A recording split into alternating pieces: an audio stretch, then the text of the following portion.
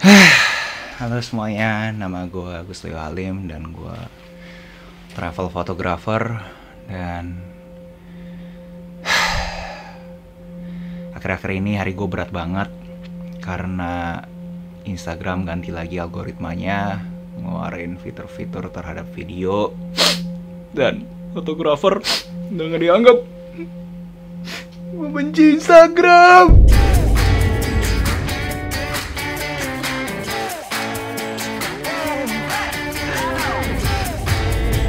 Hai warga kreatif, buat kalian yang belum kenal, salam kenal dulu, nama gue Agus Leo Halim, dimana 2 hari sekali gue selalu upload video di YouTube. Dan semuanya berhubungan dengan industri kreatif, kreatif negosiasi dengan klien, kreatif membaca buku, kreatif sosial media, apapun yang sifatnya kreatif akan selalu gue bahas channel ini. So buat kalian berkenan, monggo di subscribe.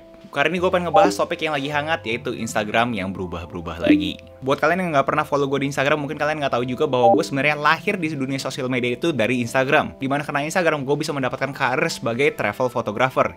Yes, gue jalan-jalan dibayar. So hari ini gue pengen coba kupas abis apa sih yang Instagram mau ubah, apa sih tujuan utamanya Instagram, dan bagaimana kita sebagai kreator bisa menghadapi semua perubahan-perubahan ini. Tapi materi yang akan gue sampaikan menurut gue kagak cuma relevan ke kreator, kalian sebagai pebisnis online juga harus tahu bagaimana caranya kalian bisa menanggulangi atau menghadapi future of social media, masa depan sosial media. Sebelum gue mulai, gue mau kasih tau dulu bahwa gue udah hampir mendapatkan 100.000 subscriber. Dan untuk merayakannya gue pengen melakukan diskon besar-besaran, yaitu 70% di gue semua digital produk dari presets. Presets itu adalah yang bisa ngebuat foto kalender ini menjadi seperti ini. Dan juga gue punya Lutz, dimana bikin video kalender ini menjadi seperti ini. Dan buat kalian yang mau jadi reseller, kalian bisa langsung DM gue aja, karena di link lnk.id kalian bisa memilih siapa yang jadi resellernya kalian. Dan yes, berkomisi juga. Kita mulai aja. Pertama, sejarahnya. Pendiri Instagram namanya Kevin Systrom, dan pertama kali app-nya itu namanya bukan Instagram, tapi itu Bourbon. Dan produk awalnya itu sebenarnya kayak pet kalau kalian tahu. Dimana sangat kompleks banget, kalian bisa check-in, kalian bisa share foto, kalian bisa komen. Pokoknya banyak banget fitur terhadap Bourbon tersebut. Tapi alhasil kagak dapat traction yang eksponensial, dan si Kevin notice bahwa ternyata yang pakai Instagram kebanyakan lebih ke foto sharingnya. Dan oleh karena itu dia pivot, dia telanjangin semua fitur-fitur yang gak pentingnya, dan lahirlah Instagram. Dan sambil berjalan, banyak banget yang mau beli dia, termasuk Twitter, tapi akhirnya beliau tergiur oleh Facebook. Kenapa? Karena $1 billion. 14 triliun guys. Dan fast forward ke 30 Juni 2021, Kevin Systrom sudah resign, dan sekarang ada yang namanya Head of Instagram, Adam Mosseri, ngomong ini. And I want to start by saying we're no longer a photo sharing app or a Square photo sharing app. The number one reason people say that they use Instagram in research is to be entertained. So people are looking to us for that. So actually this past week in our internal all hands, I shared a lot about what we're trying to do to lean into that trend, into entertainment and into video. Because let's be honest, there's some really serious competition right now. TikTok is huge, YouTube is even bigger, and there's lots of other upstarts as well. And so people are looking to Instagram to be entertained, there's stiff competition, and there's more to do, then we have to embrace that. And that means change. So what you're gonna see over the next couple months really is us start to experiment more in the space of what we call recommendations. So showing you things in feed that you may not be following yet. We just started testing an early version of this last week. This week is a new version that's coming out with topics, where you can say which topics you want to see more of or less of. But we're also going to be experimenting with how do we embrace video more broadly. Full screen, immersive, entertaining, mobile first video.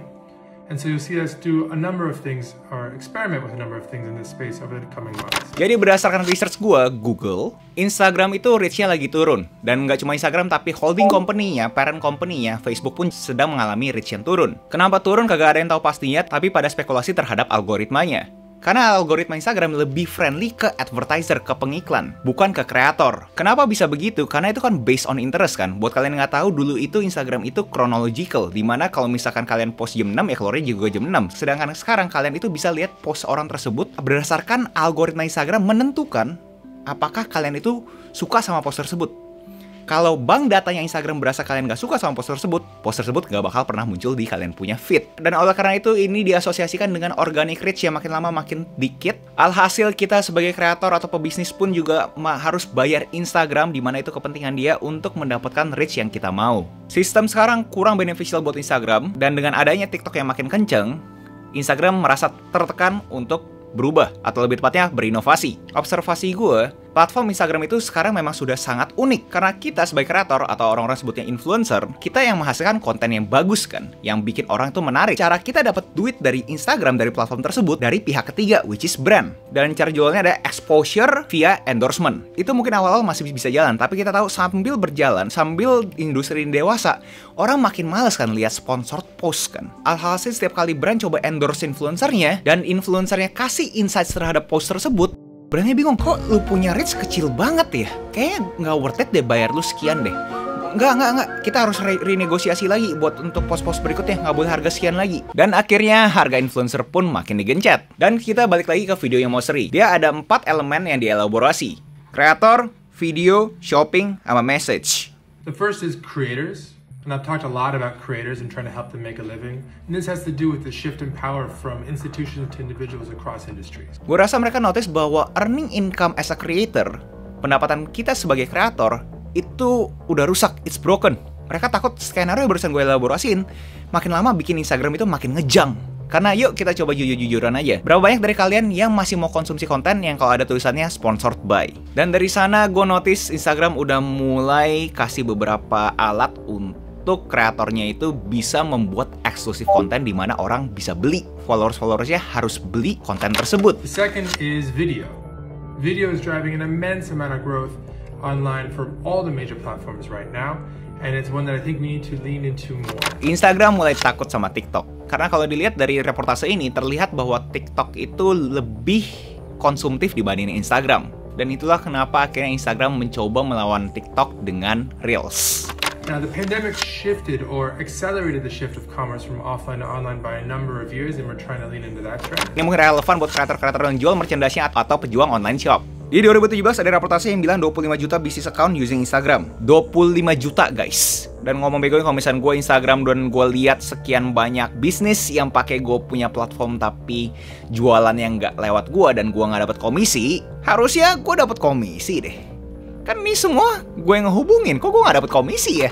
How people connect with their close friends has changed a lot over the last 5 years or so, and has moved primarily to messaging away from feed and stories products. Berkorelasi dengan point shopping, gue rasa mereka aware terhadap semua interaksi yang terjadi di dalam DM-nya Instagram, dan mereka pengen jadi one-stop solution untuk semua messaging platform. Karena kalau kalian nggak tahu, sekarang ada yang namanya Facebook Suite. Elemen-elemen yang barusan gue ngomongin semuanya sudah ada dalam Facebook Suite tersebut. Dan ngomong messaging ini mungkin mereka mau coba integrasi ke WhatsApp juga. Buat kalian nggak tahu, WhatsApp itu juga punyanya Facebook. Pertanyaan paling besar, kenapa Instagram ngelakuin ini semua, bro? Ya karena duit. Facebook sebagai holding company Instagram adalah perusahaan TBK.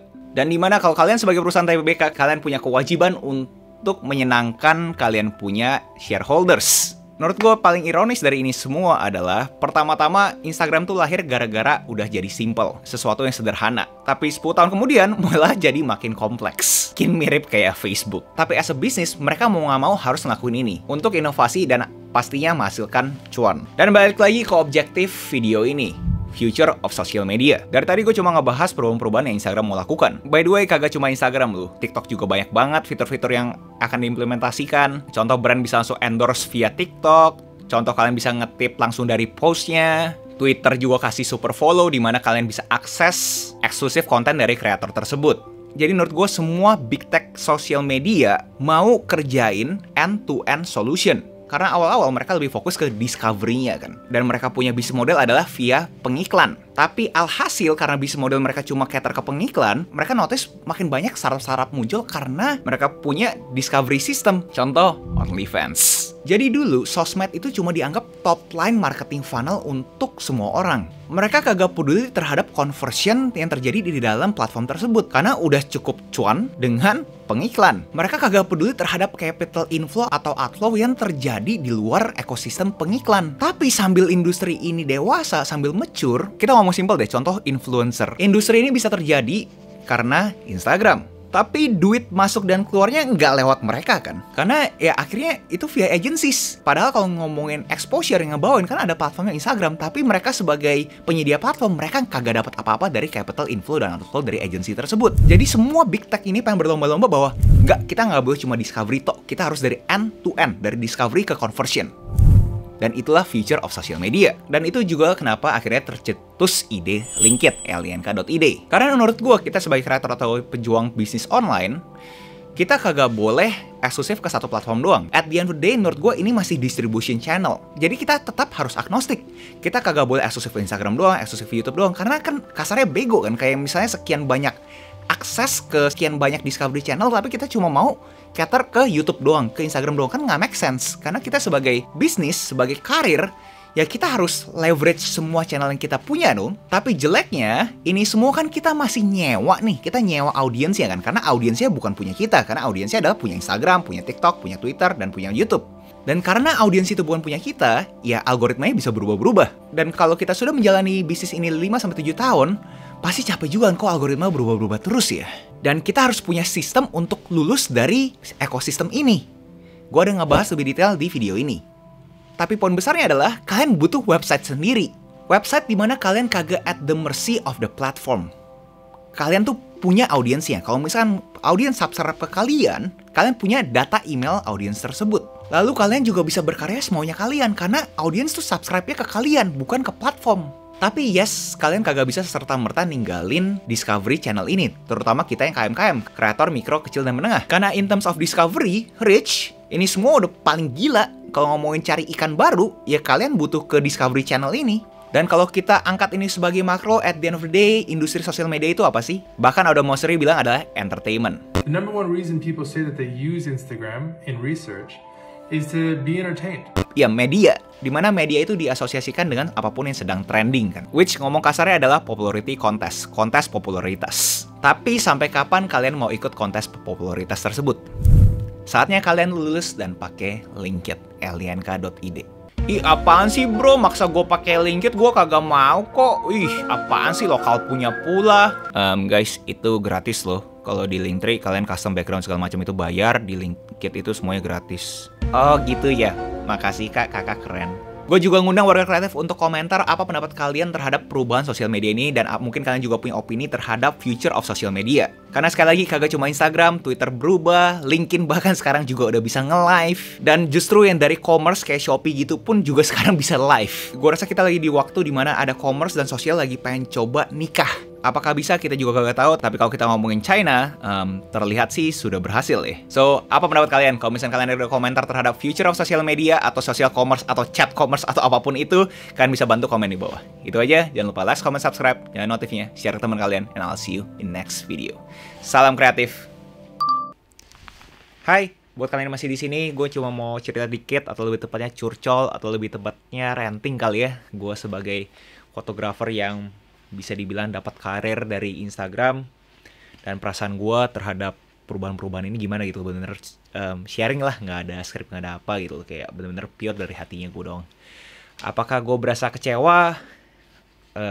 Ada pasti kecewa, tapi gue rasa at the end of the day itu platform kan gratis ya guys ya, dan itu platform sudah membuahkan kita sebuah karir. Menurut gue kita udah berterima kasih lah, harus lah. Tapi apakah gue berharap sebenarnya masih di sana-sana aja? Di perdebatan sih. Maksudnya gue ada sisi yang gue pengen Instagram kayak dulu cuma bisa satu foto doang, tapi gue ada sisi nggak pengen kayak gitu juga. Kenapa? Karena kalau dipikir-pikir tuh, gue nggak tahu buat kalian ya, tapi buat gue ya, Instagram itu toxic sih. As a photographer ya, gue nggak ngomongin as a social media in terms of popularity contest ya, bukan adu flexing ya. Tapi toxic untuk fotografernya adalah, gue gak tau buat kalian, tapi buat gue jadi nyari foto yang gue asumsikan orang pasti like-nya banyak dan di-repost sama orang-orang. Jadi setiap kali gue datang ke tempat baru, tempat yang bagus, yang fotogenik, yang instagramable, gue pasti gak bisa berpikir secara kreatif terhadap foto apa lagi ya yang bagus ya. Walaupun gue mungkin sempat aja foto-foto dari angle lain yang mungkin orang-orang gak pernah foto, tapi gue jadi gak berani post. Jadi itu sih, maksudnya gue ada ngeliat sisi positifnya juga terhadap Instagram ini. Akhirnya bener-bener mau coba berubah, atau yang mereka bilang inovasi, stealing dari TikTok. So ya, itu aja sih gue pengen sharing sih buat kalian yang berasa bahwa Instagram berubah segala macam. Gue mempunyai empati juga ke kalian, tapi gue rasa udah saatnya lah kita move on and buat website sendiri di Linkit. Di bagian ini gue cuma pengen share ke kalian, atau lebih tepatnya menyemangati kalian juga, jangan sampai perubahan ini menghentikan kalian untuk berkarya. At the end of the day, kita sebagai fotografer bukan nyari popularitas kan, kita pengen crafting our skills. So, tetap berkarya guys. Love you. Bye-bye. Karena gue tahu yang nonton sampai sini gila banget sih. Jujur gue nggak tahu sih berapa banyak yang bakal nonton sampai sini. Kalau kalian yang nonton sampai sini, kasih emoji ini dong. Terus jangan ngomong kalian udah nonton sampai sini. Buat gue tahu aja berapa banyak dari gue punya audience yang nonton sampai sini. So, again guys, thank you.